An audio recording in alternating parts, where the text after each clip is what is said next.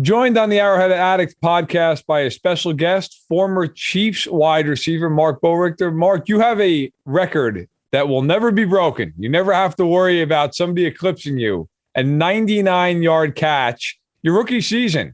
I'm curious, that play, which I think most Chiefs fans associate with you most. Right. What was that play like for you coming out of the huddle? You're thinking, we're backed up on the one. You're not expecting to go the entire length of the field. Well, I think we need to back up for a second, right? Because we were on the 2-yard line to start. And the one forgotten guy in this play is Omar Easy, who was our fullback at the time, right? Was in for Tony Richardson. He actually false started on the play before, which backed us up to the 1-yard line, which made it 99 yards. Somehow he gets left out of all this between Trent and I, right? A lot of times in regards to the play. But, really at the time, I'm running a deep post route from the left.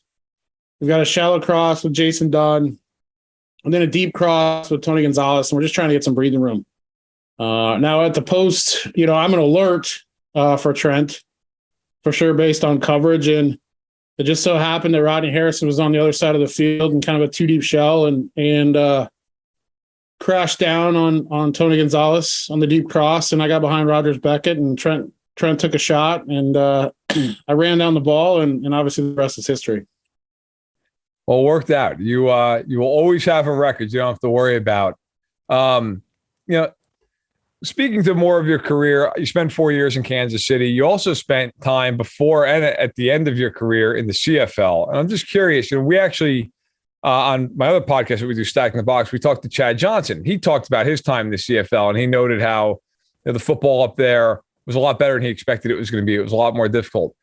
Was your experience with the CFL similar? Obviously, you made an all-star team during your time with Calgary, but was it more difficult maybe than you anticipated going up there?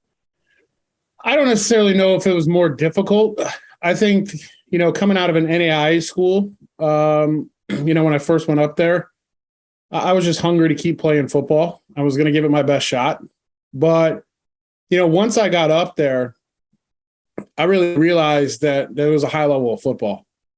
And I think the one thing that guys make a mistake in up there, specifically guys from the United States, Americans, whether they bounced around in the National Football League here a little bit or just didn't get an opportunity and they want to have that opportunity in the National Football League, forget about the fact that you've got to go play and you got to work hard up there. It's not a league where, if I had $1, if I heard guys say, hey, I'm just up here to get some tape and then head back down south. Right, type of thing. If you approach it that way, you're not going to be successful up there. The biggest difference to me, I think, when you look at it is, your defensive linemen and defensive ends are a little bit undersized, and that's probably the biggest difference because for the most part, I would say 80% of that league in the right situation can play in the National Football League. It is really good football. And for whatever reason, there's a lot of Canadian guys up there, obviously, on things, but there's a lot of skill position guys that certainly can play in the National Football League. And it comes down to the competitiveness down here and the amount of guys playing and getting into the right opportunity as well. But, I enjoyed my first 2 years up there and then obviously made the jump here to Kansas City and then went back after everything was over. Coming back to Kansas City in the modern day, obviously you've stayed involved with the team. You've been ambassador with them. You've covered them TV, radio, the whole nine. Got a pretty sweet Super Bowl ring out of it too. I'm curious your perspective on this current group of receivers, because obviously it's much different than it's been in years past. You've had Tyreek Hill. He's always been the leader of that group. And then you've had Sammy Watkins. Now, of course, Watkins gone before last year, Hill gone before this year. And they have this ensemble group of Juju and MVS and Sky Moore, McCole Hardman, so on and so forth. How do you think that jives with Andy Reid and Patrick Mahomes and what they're trying to do? Well, I think this year, this depth, top to bottom, right, 1 through 6 potentially on this team for receivers, is as deep as they've been in quite some time with this ensemble, as you called it. There is no replacing Tyreek Hill. He's one of the most explosive players I've ever seen play the game. Probably the most explosive wide receiver, in the National Football League that this league has seen in some time. So you can't just replace that guy, but you can replace that production by spreading the football around. And I think the one thing I'm excited to see this year with this group is you've got Juju here on a prove it type of deal. I mean, this is a key year for him, right? If he wants to get an additional contract and get paid. MVS is on a pretty team-friendly deal, but they paid him. You've got Sky Moore, who's a rookie. Justin Watson has come on in camp. And you got McCole Hardman in a contract year.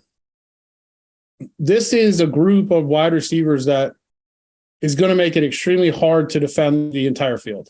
And I think this is a good thing for Andy Reid. I think it's a good thing for Patrick Mahomes. I think a little bit too much was made last year of the too deep sort of shell shutting down this team. And when I say too much was made of it, there were guys open at different levels in some cases, right? But the greediness of your quarterback and Patrick Mahomes wanting to make a big play and score all the time, which is a good quality to have, of course. They got outside of some of the core things I think that are in their offense. And so this, I think, will let them take a step back, work a little bit more within, the actual offense itself, and allow Patrick Mahomes to play freely and just hit the open guy. I think that's the piece to me that I'm excited to see what happens here, because they've got so many options, and how our team's going to try to defend them now, because they've got guys that can win one-on-one battles. So that was actually going to be my next question. So you played in the NFL. You're as familiar with football as anybody. If you're looking at this team, how do you expect teams will try to defend them? Do you think you'll see a lot of that too high? Do you think you'll see more of that single high safety and maybe a cover 3 look or cover 1? How do you think teams will try to deal with what is a group that does not have the star power that Hill brought, but has, as you pointed out, a much deeper group?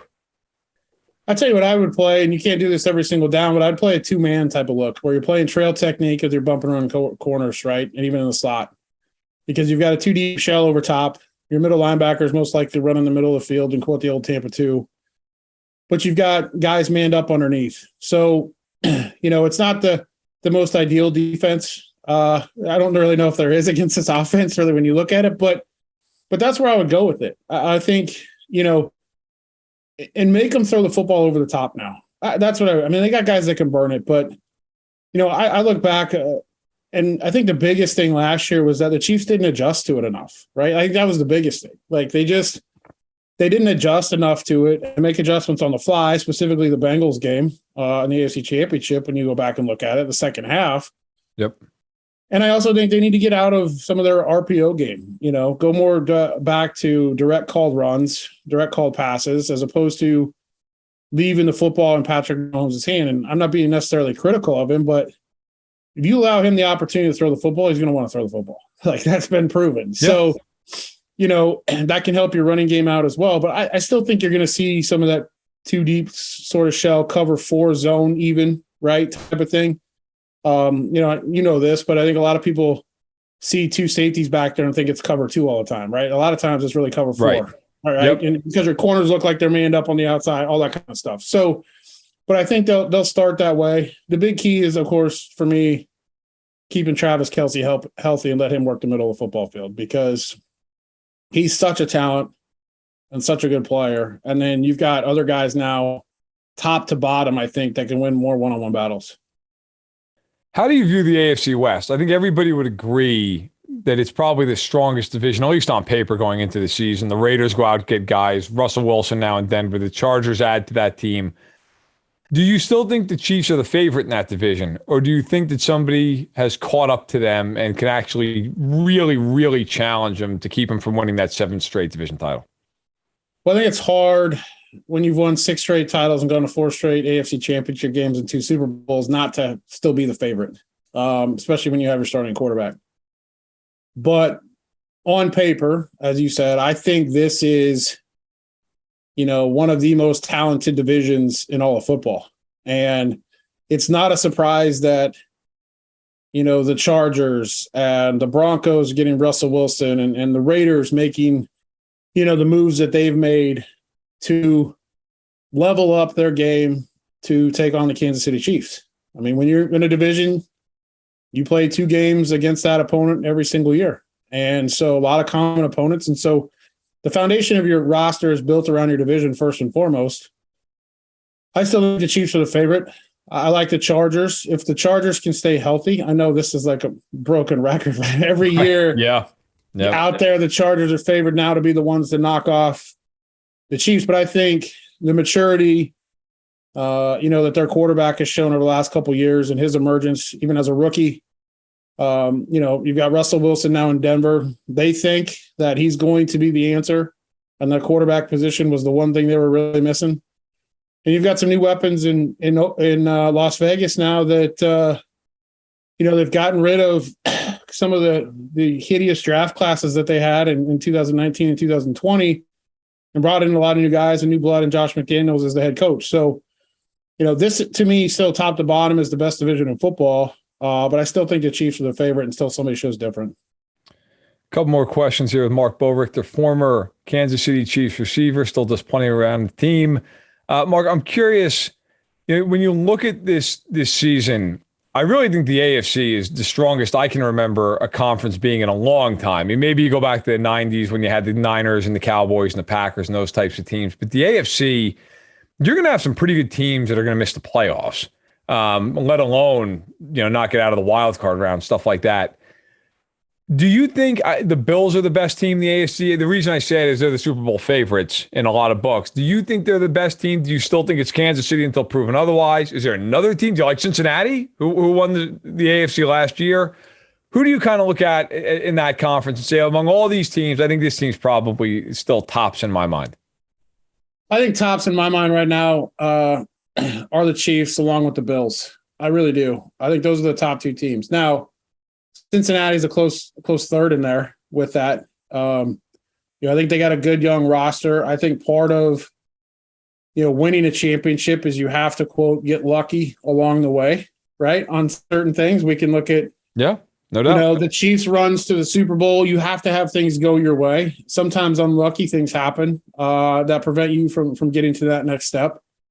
But they've got a good young roster in Cincinnati also. And as you mentioned, when you look at the two conferences, the AFC and the NFC, the AFC by far, top to bottom, is the best.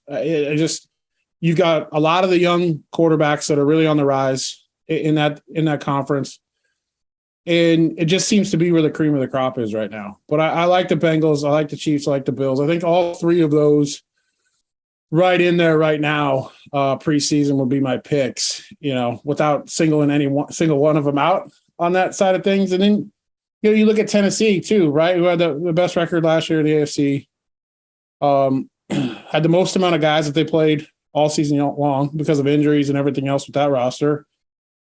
They don't really jump off the paper at you like they're dangerous, but they just play good football. So, that's a different division. The Colts, obviously having Matt Ryan this year, is a different story. I mean, there's been a lot of movement all the way across the board. So, it's always this time of year we like to project it out. There'll be teams that take a nosedive, and you sit here and look and go, how are they not any better than we thought they were going to be? And there'll be some teams that pop up as well. All right, so you played at Arrowhead. You have been, I'm sure, to many games as a theater at Arrowhead. What is the loudest you've ever heard that stadium?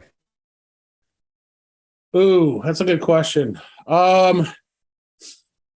I feel like when they broke the record for the decibel piece, that wasn't even the loudest I'd actually heard that stadium. I feel like plays at the end of the AFC Championship game a couple years ago to go to the Super Bowl, that place was about as loud as I've ever heard it. And, it's a unique advantage to play in, and you can't describe how loud it is.